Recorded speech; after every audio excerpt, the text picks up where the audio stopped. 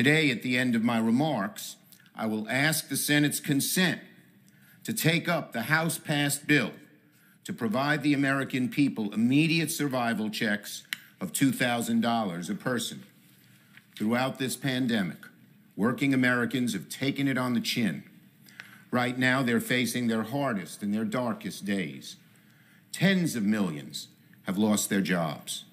Tens of millions are struggling to put food on the table, keep a roof over their heads. In the wealthiest nation on earth, modern-day bread lines stretch for miles down American highways. The fastest way to get money into Americans' pockets is to send some of their tax dollars right back from where they came. $2,000 stimulus checks could mean the difference between American families having groceries for a few extra weeks or going hungry.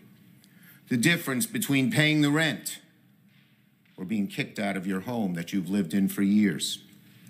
It could buy precious time for tens of millions of people as the vaccine thankfully makes its way across the country. Of course, we could have taken up this issue weeks ago.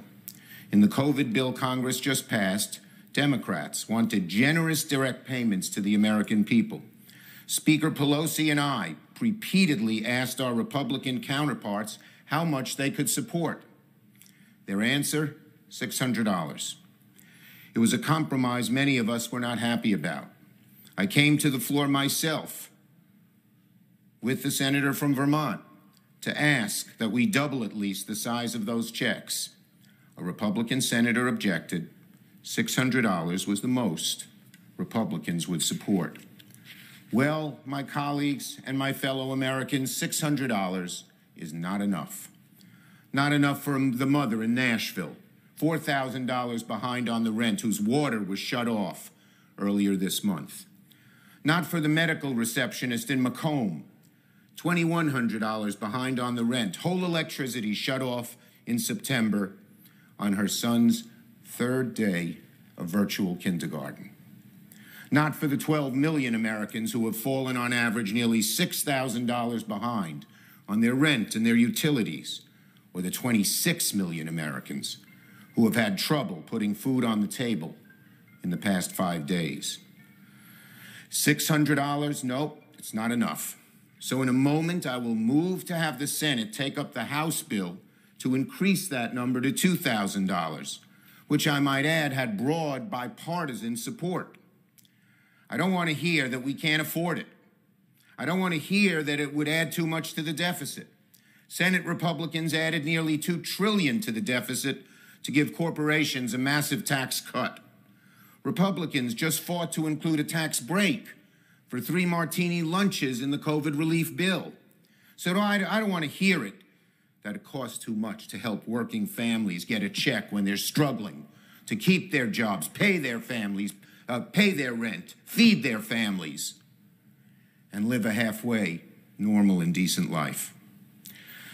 Even in our deeply divided times, Madam President, this issue has united Americans from coast to coast and bridged the massive political divide here in Washington.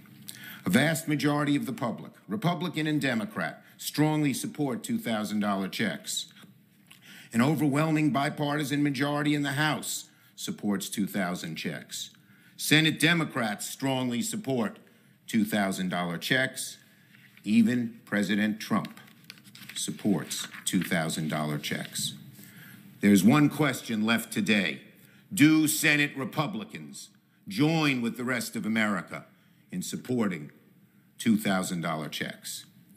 Now, some of my Republican colleagues have said they support the checks, but there's a major difference in saying you support $2,000 checks and fighting to put them into law. The House bill is the only way to deliver these stimulus checks before the end of session. Will Senate Republicans fight for a vote on the House-passed Cash Act, or will they look some other way?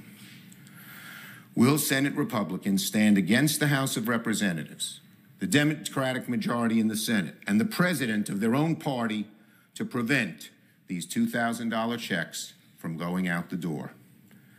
We're about to get the answers to these questions. So now, Madam President, I ask consent to set the Madam President, where am I? Would the senator modify his request to include a unanimous consent request that the Senate proceed to the immediate consideration of H.R. 9051, a bill received from the House to increase recovery rebate amounts to $2,000 per individual, that the bill be read a third time and passed, the motion to reconsider be considered, made, and laid upon the table with no intervening action or debate. Is there objection to the modification? Object. Objection is heard.